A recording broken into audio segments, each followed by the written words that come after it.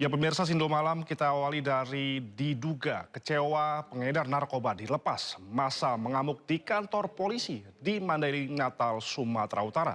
Masa membakar kantor polisi dan merusak satu mobil polisi.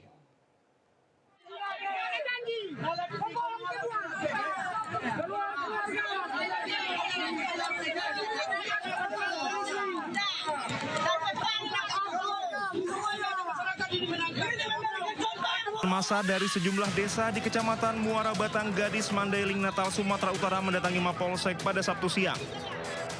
Masa mengamuk hingga membakar kantor dan merusak satu unit mobil polisi.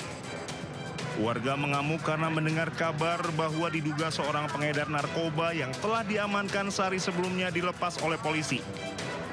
Namun Kapolres Mandailing Natal memastikan pengungkapan narkoba terus berlanjut dan tidak ada tersangka yang dilepas polisi. Sehingga tetap kami ingatkan pada masyarakat untuk tidak melakukan hal tersebut anarkis dan segala macam.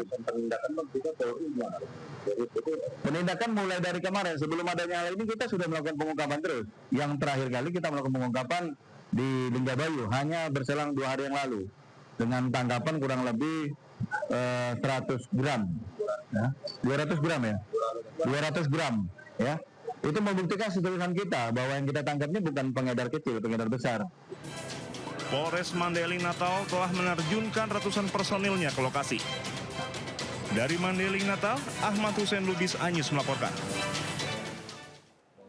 Sementara itu puluhan emak-emak di Mandailing Natal, Sumatera Utara kembali mengamuk saat menggerebek rumah pengedar sabu di lingkungannya. Saat digerebek, pengedar sabu lari kocar-kacir.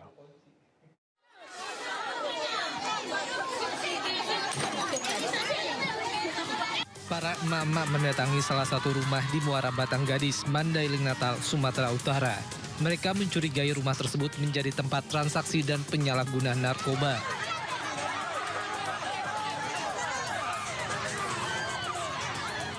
Para emak-emak lantas melempari rumah sembari memeriksa isi rumah dan ditemukan sejumlah barang haram narkoba jenis sabu.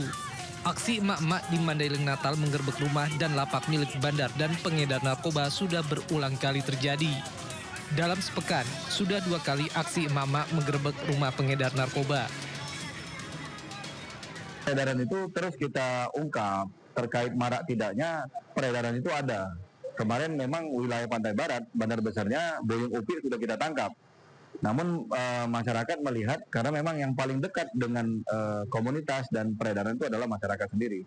Jadi pada saat setelah tertangkap, masyarakat menilai masih ada pengguna dan masyarakat yang bergerak dengan memberitahu kita memang, sehingga Polri dan TNI hadir di sana, Polsek dan Ramil hadir di sana untuk mengamankan kegiatan tersebut. Sejumlah bandar dan pengedar narkoba telah diamankan dari wilayah Kecamatan Muara Batang Gadis. Hanya saja jaringan narkoba yang begitu masif membuat jumlah pengedar terus bertambah. Dari Mandailing Natal, Sumatera Utara, Ahmad Hussein Lubis, iNews melaporkan. Kita beralih ke informasi lainnya, pemirsa. Polisi menangkap pemuda yang membunuh ayah kandungnya, seorang dosen di Medan, Sumatera Utara. Pelaku emosi karena korban kerap menganiaya sang ibu kandung pelaku berulang kali.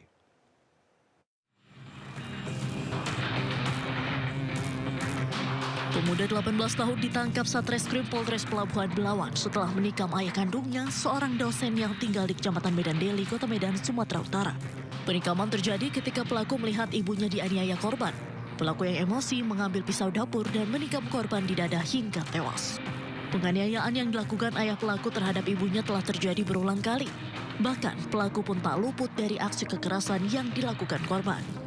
Kemudian korban berada di rumah, beradu mulut dengan istrinya, cekcok dan memukul istrinya.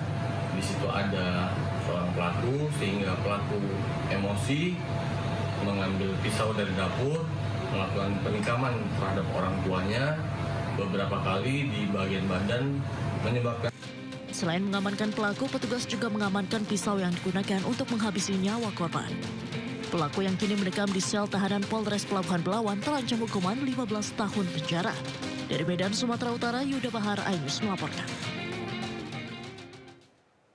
Sementara itu, polisi masih menyelidiki penyebab pasti kematian dari anak politikus PKS di Cilegon, Banten. Meski ada dugaan dibunuh, namun polisi kesulitan mencari barang bukti lantaran rumah dalam keadaan sepi dan kamera pengawas rusak.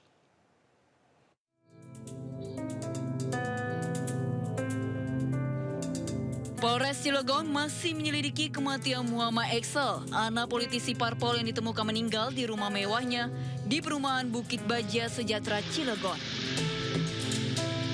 Saat kejadian, suasana rumah sedang sepi dan dalam kondisi hujan, sehingga tetangga tidak mengetahui kejadian sebenarnya.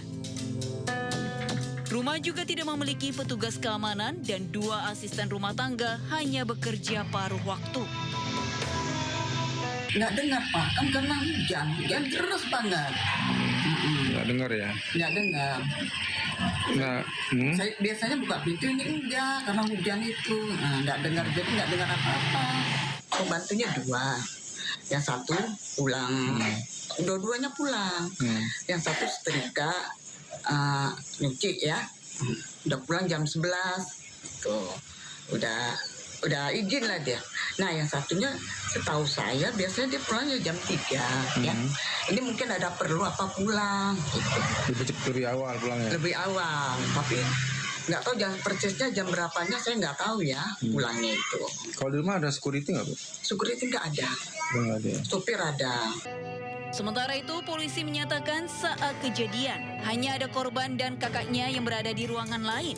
Polisi memastikan tidak ada unsur perampokan dalam peristiwa ini karena tidak ada barang-barang yang hilang.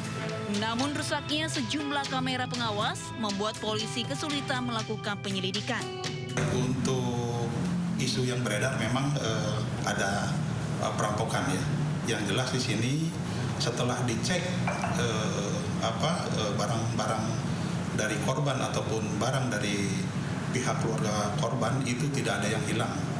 Jadi motifnya ini pembunuhan.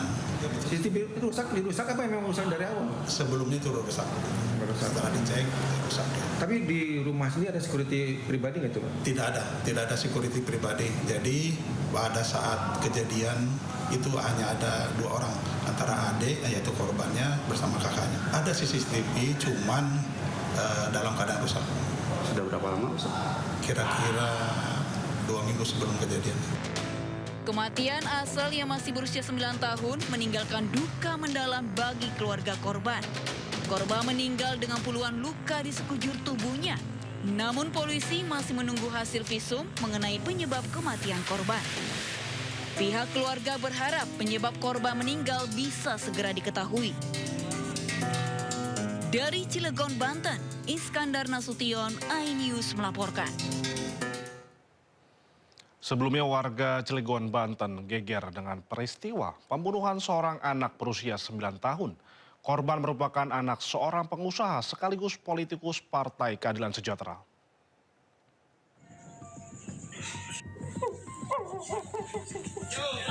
Peristiwa naas terjadi pada seorang anak berusia 9 tahun di Cilegon, Provinsi Banten. Ia ditemukan oleh ayahnya dengan luka tusuk di rumahnya sendiri. Kejadian berawal ketika pukul 14.20 Selasa sore. Ayah korban, Maman Suherman, menerima panggilan telepon dari anak keduanya yang terdengar panik. Usai mendapat telepon, Maman langsung pulang ke rumahnya dan mendapati anaknya Alek telah tengkurap dengan sejumlah luka dan pendarahan. Ia kemudian membawa anaknya ke rumah sakit untuk mendapatkan pertolongan, namun nyawa anaknya tidak tertolong. Polres Cilegon sudah memeriksa 8 saksi terkait pembunuhan Muhammad Alek Harman Miller, anak 9 tahun putra politikus PKS Cilegon Maman Suherman. Polisi mengatakan 8 saksi tersebut diantaranya terdiri dari pihak keluarga serta tetangga yang tinggal sekitar kediaman korban. Berdasarkan hasil pemeriksaan sementara, tidak ada barang-barang milik pemilik rumah yang hilang. Kesimpulan sementara, kejadian ini adalah murni pembunuhan. Polisi belum bisa mengungkap motif pelaku dalam melakukan pembunuhan dan masih menyelidiki tanda-tanda pelaku masuk ke dalam rumah. Tim Liputan iNews melaporkan.